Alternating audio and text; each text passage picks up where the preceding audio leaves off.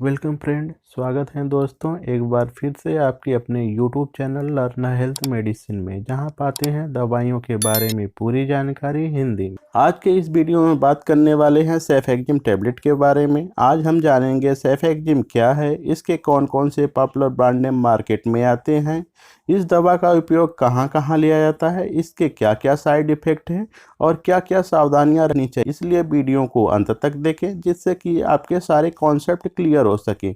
अगर आप चैनल पर पहली बार आए हैं तो चैनल को सब्सक्राइब कर बेल आइकन को अवश्य दबाएं, जिससे नई नई जानकारी आपको हमेशा मिलती रहे। तो चलिए यहाँ से आज कुछ नया सीखते हैं।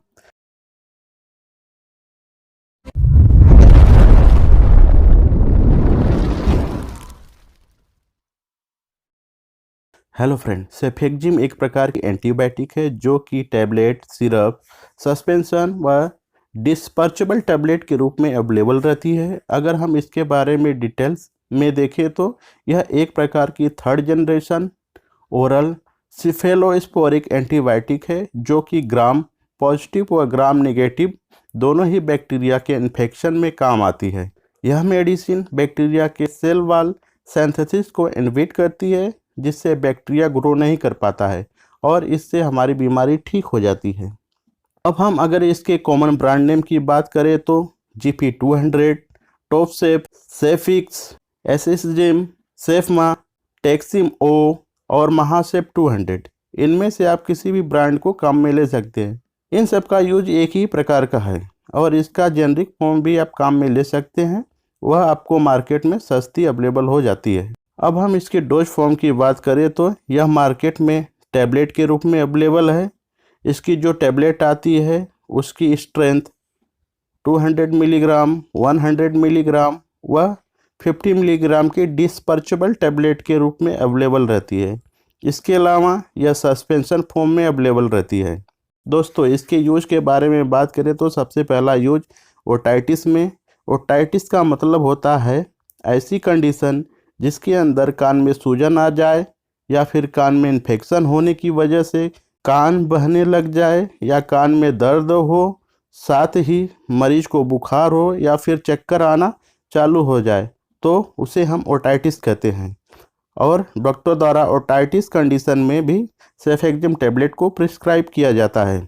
इसका अगला यूज साइनोसाइटिस में किया जाता है। साइनोसाइटिस में नाक में जो साइड में साइनस होता है उसमें स्वेलिंग आ जाती है, इन्फेक्शन हो जाता है, जिससे कि नाक में पानी भर जाता है, नाक में दर्द होता है, गले में खारापन रहता है, साथ ही मरीज को सिर दर्द रहता है, तो वहाँ पर भी यह दवा प्रिस्क्राइब की जाती है। इसका अगला यूज टॉन्सिलाइटिस में किया जाता है।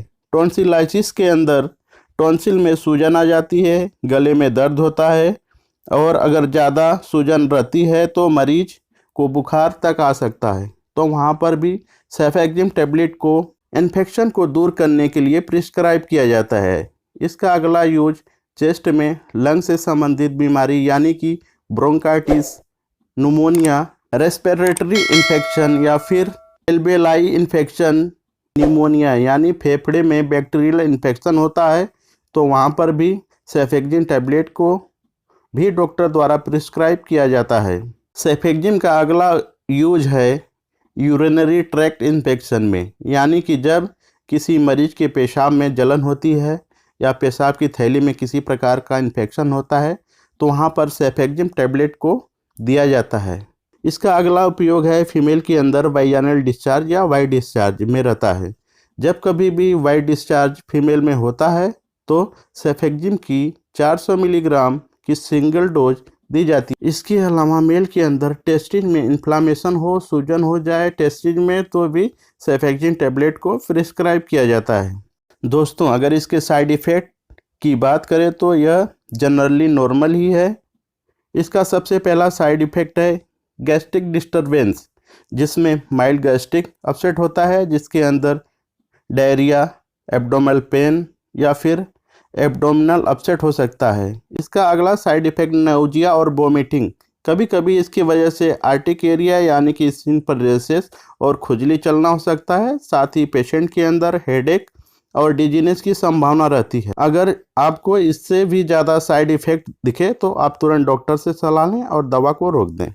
अब हम बात करते हैं इसके प्रिकॉशन के बारे में। अगर कोई मरीज पेनिसिलिन व सिफोलोस्पोरिक से एलर्जिक शो करता है तो इस दवा को उसे नहीं देना चाहिए। इस दवा को प्रेगनेंसी के समय दे सकते हैं, लेकिन जब कभी भी इस दवा को प्रेगनेंसी में दे तो डॉक्टर के सलाह से ही देना चाहिए। इसके अलावा किसी भी पेशेंट के अंदर रीनल इम्पेयरमेंट है, वहाँ पर भी इस दवा को प्रयोग में नहीं लेना चाहिए। जब कभी भी आप एंटीबायोटिक दवा किसी मरीज को दें या लें तो हमेशा डॉक्टर के सलाह के अनुसार ही लें। अगर हम बात करें इसके डोज के बारे में तो एडल्ट डोज के रूप में इसकी डोज 200 मिलीग्राम रहती है और इसे हम सुबह व शाम बीडी टाइम में ले सकते हैं। इसे 3 से 7 दिन तक लिया जाता है। इसकी डोज की जो ड्यूरेशन है वह इन्फेक्शन की सीवियरिटी या टाइप ऑफ इन्फेक्शन पर डिपेंड करती है। इसे हमेशा खाना खाने के बाद ही लिया जाना चाहिए। बच्चों के लिए सिरप या 100 मिलीग्राम डिस्पर्चेबल टैबलेट के रूप में रहती है और बच्चों में यह 8 मिलीग्राम पर केजी बॉडी वेट के अनुसार दी जाती है। इसे बिलो 6 मंथ ओल्ड चाइल्ड को बिना डॉक्टर के सलाह के नहीं देना चाहिए।